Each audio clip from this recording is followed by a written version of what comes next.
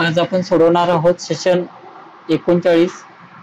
तर सगळ्यात पहिले आपल्याला लॅबवर जायचं आहे आणि नेहमीप्रमाणे टायपिंगची प्रॅक्टिस करून घ्या। त्यानंतर आपल्याला सेल्फ पाथ लर्निंग सोडवायचं आहे। इथे स्टार्ट करा आणि प्रोसिडवर क्लिक करायचं आहे। याच्यामध्ये बघा 5 क्वेश्चन्स आहे, इथून स्टार्ट करा म्हणजे चालू करायचं आहे। पहिला क्वेश्चन बघा, वाईड स्क्रीन ही स्लाइड साइज असते म्हणत आहे, तर बरोबर आहे।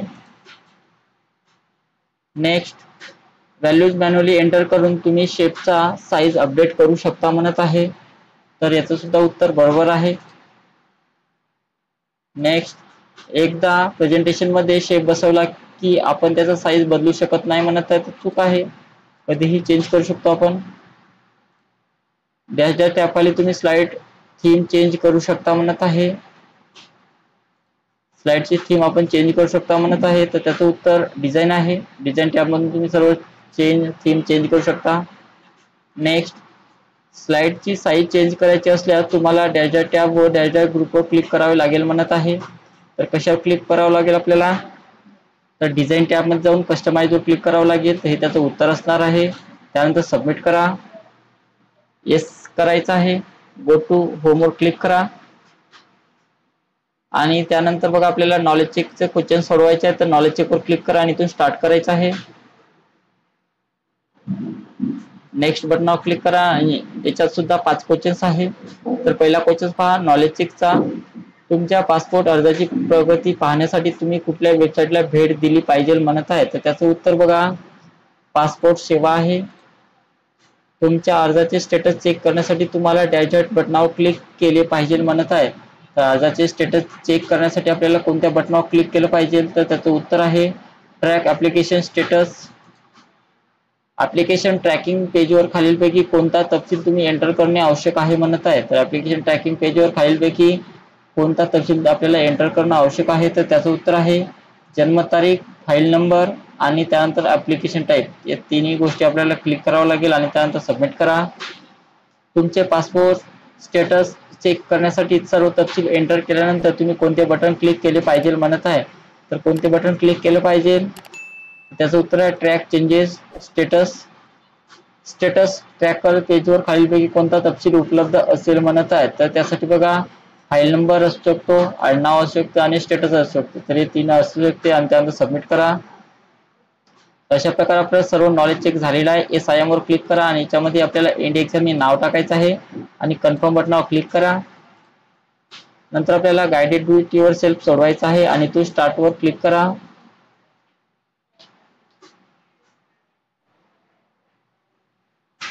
तर गाइडेड डू इट युअर सेल्फचा पहिला क्वेश्चन इथे आलेला आहे, इथून स्टार्ट करा।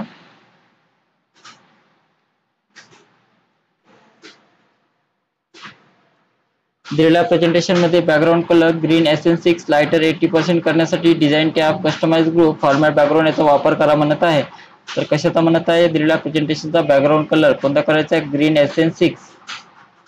तर त्यासाठी आपल्याला डिझाईन टॅब मध्ये जायचं आहे, फॉर्मॅट बॅकग्राऊंड मध्ये जा आणि ते कलर मध्ये जायचं आहे आणि कलर मध्ये गेल्यानंतर ग्रीन SN6 म्हटलेला आहे, 80% सांगितलेलं आहे, तर बघा इथे दिलेला आहे तो कलर, हा कलर घ्या आणि त्यानंतर सबमिट करायचं आहे। पुढचा क्वेश्चन,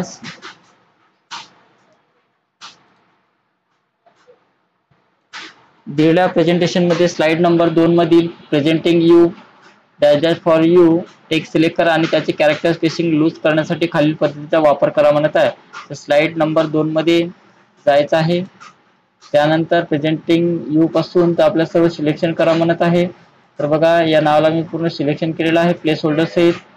त्यानंतर त्याचे कॅरेक्टर स्पेसिंग लूज करण्यासाठी फॉन्टचा वापर करा म्हणत आहे, तर फॉन्टच्या ग्रुपमध्ये जा, कॅरेक्टर स्पेसिंग मध्ये जायचं आहे आणि त्यातून कंडेन्स, इथून कोणता करायचा, लूज करा, इथून एक्सपॅन्ड करा आणि त्यानंतर ओके करायचं आहे आणि नंतर आपलं उत्तर सबमिट करायचं आहे। पुढचा क्वेश्चन,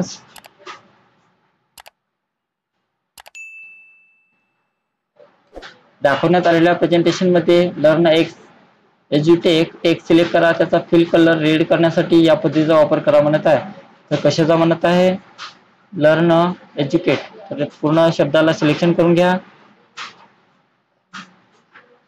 फिल कलर मध्ये जायचं आहे, सॉरी फॉर्मॅट मध्ये जा, फॉर्मॅट मधून सांगितलेला फॉर्मॅट, त्यानंतर शेप फिल मध्ये जायचं आहे आणि ज्यातून कोणता कलर सांगितलेला रेड, तर इथून रेड कलर घ्या आणि त्यानंतर सबमिट करायचं आहे.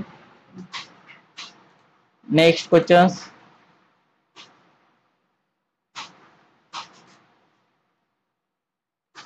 दिलेल्या प्रेझेंटेशन मध्ये टेक्स्ट बॉक्स इन्सर्ट करण्यासाठी या पद्धतीचा वापर करा म्हणत आहे. तर इन्सर्ट टॅब मध्ये जा, इलिस्ट्रेशनच्या ग्रुपमध्ये जाऊन आपल्याला शेप मध्ये जायचं आहे आणि सुरुवातीला इथे टेक्स्ट बॉक्स दिलेला आहे, तर टेक्स्ट बॉक्स घ्या आणि ते ड्रॅग करून तो काढायचा आहे आणि त्यानंतर सबमिट करा. पुढचा क्वेश्चन.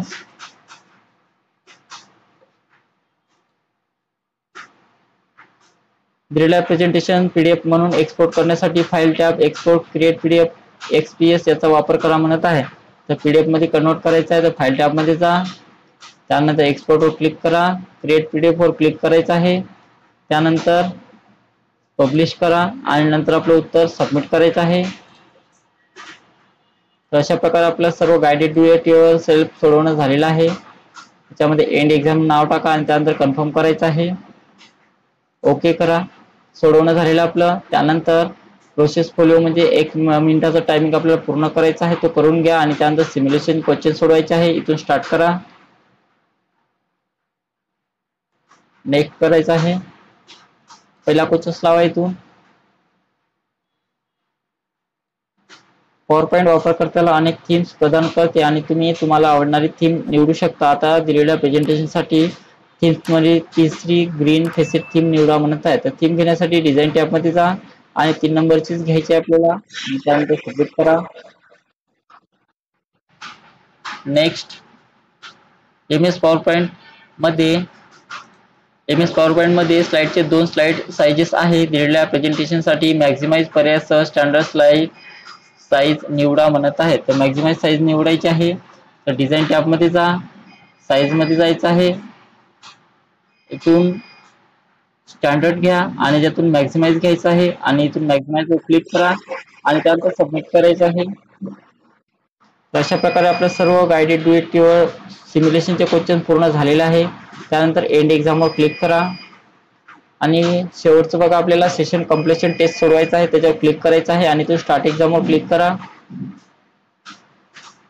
नेक्स्ट करायचं आहे. याच्यामध्ये बघा 4 क्वेश्चन्स आहे. हार्ड डिस्कची साठवून ठेवण्याची क्षमता सुधारण्याचा एक मार्ग डॅश डॅश हा असतो म्हणत आहे. तर कोणता असतो बघा, तर त्याचं उत्तर आहे फाईल कम्प्रेशन वापरणे. रेड विषयी पुढील कोणते गुणवैशिष्ट्य अयोग्य आहे म्हणत आहे. तर कोणता आहे बघा, एक उच्च क्षमता हार्ड डिस्क ड्राईव्ह हा वेगळा आहे. हार्ड डिस्कची कार्यक्षमता सुधारण्याचे 3 मार्ग file compression, redundant arrange of expensive disk आणि डिस्क कॅचिंग हे आहेत म्हणत आहे. तर त्याचं उत्तर बरोबर आहे. हार्ड डिस्कची कार्यक्षमता सुधारण्याच्या 3 मार्गांमध्ये डॅशचा समावेश आहे म्हणत आहे. तर डिस्क कॅचिंग, RAID आणि फाईल कॉम्प्रेशन आहे. तर ऑप्शन नंबर 3 वर क्लिक करा आणि त्यानंतर सबमिट करा. तर अशा प्रकारे आपलं सर्व सेशन एंड टेस्ट सोडवणं झालेलं आहे आणि त्यानंतर SIM वर क्लिक करा आणि त्याच्यामध्ये आपल्याला एंड एक्झाम हे नाव टाका आणि नंतर कन्फर्म बटनावर क्लिक करायचं आहे. तर अशा प्रकारे आपलं संपूर्ण सेशन 39 पूर्ण झालेलं आहे.